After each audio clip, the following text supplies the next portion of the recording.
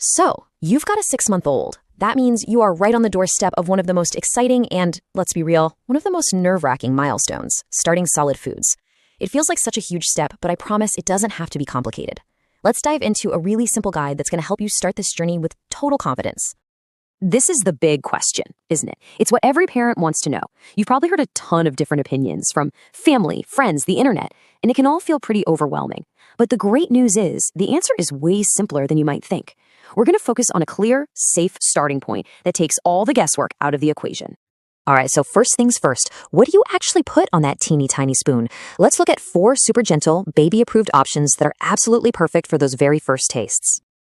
Okay, here are our 4 starting players. You've got dal water. That's just the strained water from cooked lentils, which is a really gentle way to introduce iron. Then there's rice water for some simple carbs. You could also try a very thin semolina porridge or suji kheer. And, of course, the classic, a simple mashed banana. Now, what makes these so perfect? Well, they're all incredibly soft. They're super easy for a brand new digestive system to handle. And honestly, babies tend to love this simple, natural taste. You see the pattern here, right? The most crucial thing to remember is to keep it simple.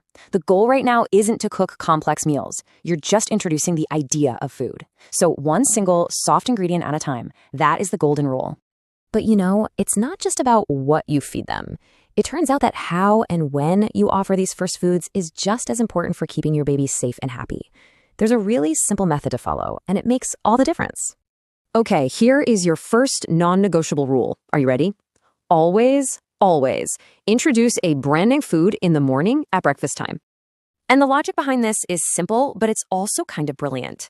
By giving a new food at breakfast, you have the entire day ahead of you to watch for any potential reactions, like a little rash or an upset tummy.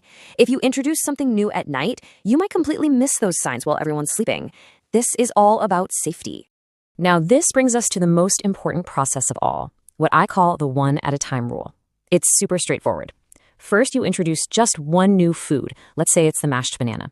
Then you stick with only mashed banana for 2 or 3 days. If everything seems fine, no reactions, baby's happy, then and only then do you introduce the next new thing. This slow, methodical approach is your absolute best tool for pinpointing any potential food sensitivities right from the get-go.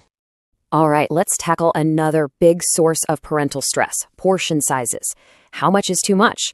Or, more often, are they eating enough? The answer might actually surprise you.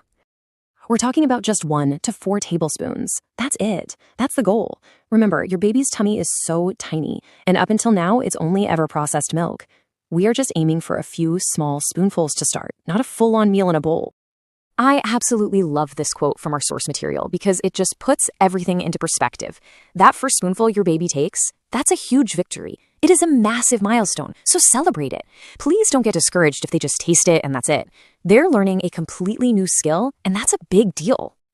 And this is just so important to remember. There's no magic number here. Some babies are going to dive right in and eagerly take 4 tablespoons from day 1. Others might just play with half a spoonful for a whole week. And you know what? Both are perfectly normal.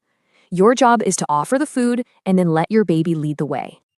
Okay, before we wrap up, I need you to lean in for a second because there is one crucial mistake that you have to avoid.